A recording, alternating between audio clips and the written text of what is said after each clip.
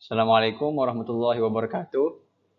Kami dari kelompok 5 akan menjelaskan materi kelompok kami yang berjudul Fungsi Guru dalam Pengelolaan Kelas dalam mata kuliah Idarah Al-Sof yang diampu oleh Ustadz Ahmad Fauzi, MPD.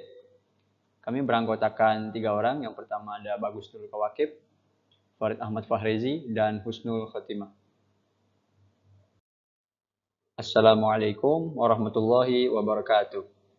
Kami dari kelompok 5 akan menjelaskan materi kelompok kami yang berjudul Fungsi Guru dalam Pengelolaan Kelas dalam mata kuliah Idarah Al-Sof yang diampu oleh Ustadz Ahmad Fauzi, MPD. Kami beranggotakan 3 orang. Yang pertama, Bagus Nurul Kawakib, Farid Ahmad Fahrezi, dan Husnul Khotimah.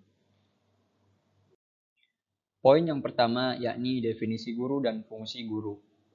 Beberapa istilah untuk sebutan guru itu berkaitan dengan beberapa istilah untuk pendidikan, yaitu ta'lim, ta'dib, dan tarbiyah. Istilah mu'allim lebih menekankan guru sebagai pengajar, penyampai pengetahuan, dan ilmu. Sedangkan istilah mu'addib lebih menekankan guru sebagai pembina moralitas dan akhlak peserta didik dengan keteladanan, dan istilah murabbi lebih menekankan pengembangan dan pemeliharaan baik aspek jasmaniah maupun rohaniah dengan kasih sayang. Istilah yang umum dipakai dan memiliki cakupan makna yang luas dan netral adalah ustadz, yang dalam bahasa Indonesia diterjemahkan guru. Fungsi guru sebagai pengelola kelas.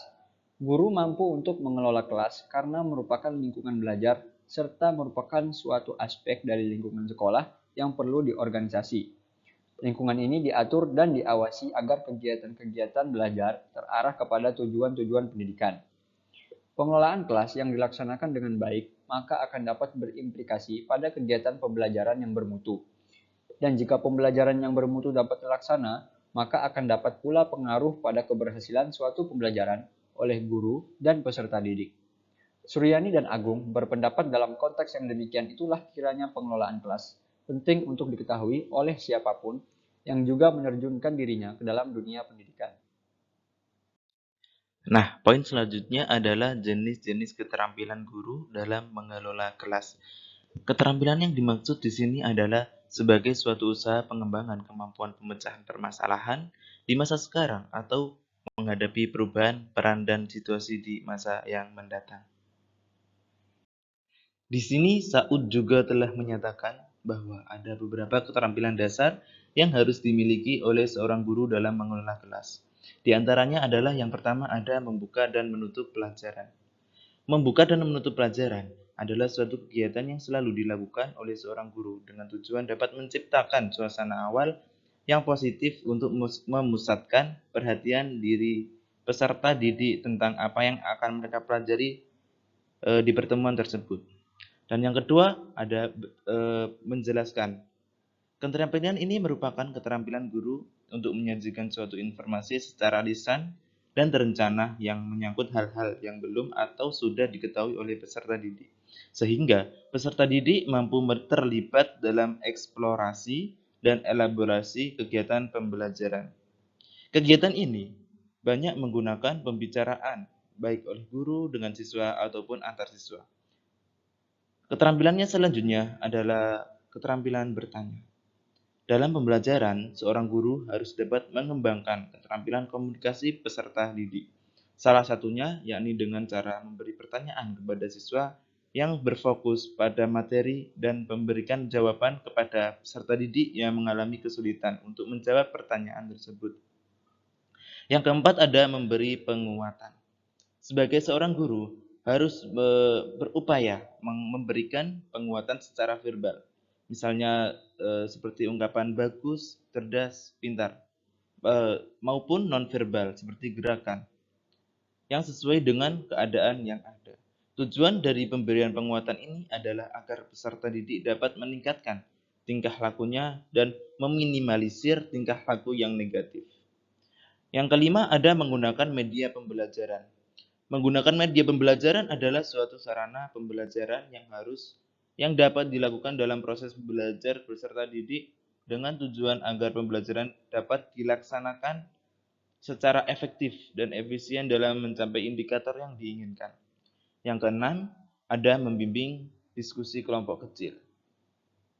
Membimbing diskusi kelompok kecil merupakan suatu kegiatan guru yang melibatkan peserta didik dengan tujuan membagi informasi, membuat keputusan, dan memecahkan masalah. Guru di sini adalah sebagai pembimbing yang memecahkan masalah. Guru akan mengarahkan peserta didiknya dalam melaksanakan kegiatan proses interaksi peserta didik dalam kelompok agar diskusi yang dilaksanakan dapat belajar dengan efektif. Yang ketujuh, ada keterampilan mengelola kelas. Keterampilan ini merupakan suatu usaha yang harus dilakukan oleh seorang guru dengan tujuan agar terciptanya suasana disiplin dalam kelas dengan mengontrol tingkah laku peserta didik yang ditujukan agar pembelajaran dapat berjalan dengan efektif dan efisien. Yang kedelapan, ada mengadakan variasi. Keterampilan ini merupakan suatu usaha untuk memberikan rangsangan menarik dalam meningkatkan motivasi peserta didik untuk mengurangi kejenuhan dan kebosanan dalam proses pembelajaran. Dan yang kesembilan atau yang terakhir ada mengajar perorangan. Yang dimaksud di sini adalah guru dapat memberikan bimbingan kepada peserta didik secara individual dalam memahami keunikan perbedaan yang dimiliki oleh peserta didik. Poin yang ketiga, yakni peran guru dalam pengelolaan kelas. Peranan guru sangat penting dalam pendidikan. Baik buruknya suatu pendidikan dipengaruhi oleh bagaimana seorang guru dapat menyampaikan atau mengajarkan ilmu pengetahuan serta nilai-nilai kehidupan yang mampu membawa peserta didik mewujudkan cita-citanya.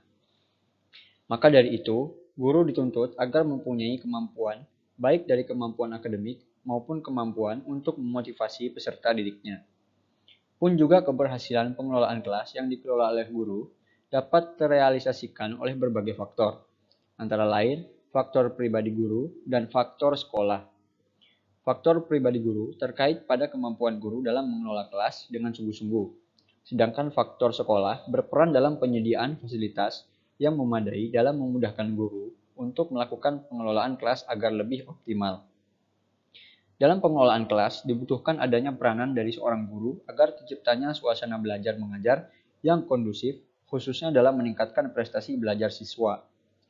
Guru sebagai pengelola kelas merupakan orang yang mempunyai peranan yang strategis, yaitu orang yang merencanakan kegiatan-kegiatan yang akan dilakukan di kelas, mengimplementasikan kegiatan yang direncanakan dengan subjek dan objek siswa, menentukan dan mengambil keputusan dengan strategi yang akan digunakan dengan berbagai kegiatan di kelas, dan menentukan alternatif solusi untuk mengatasi hambatan dan tantangan yang muncul.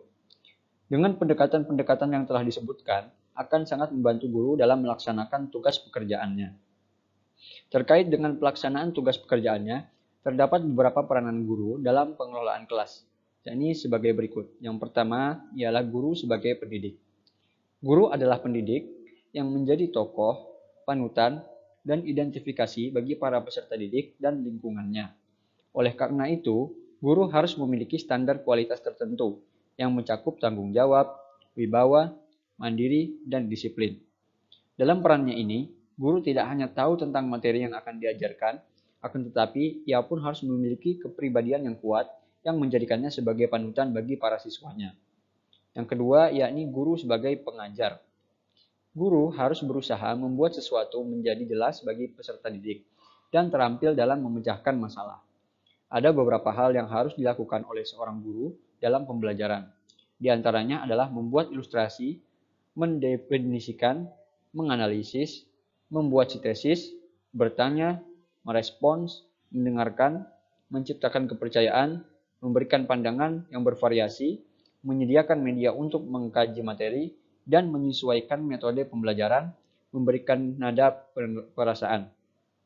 Agar pembelajaran memiliki kekuatan yang maksimal, guru-guru harus senantiasa berusaha mempertahankan dan meningkatkan semangat yang telah dimilikinya ketika mempelajari materi-materi yang sesuai dengan ketentuan. Dan yang ketiga, yakni guru sebagai pembimbing.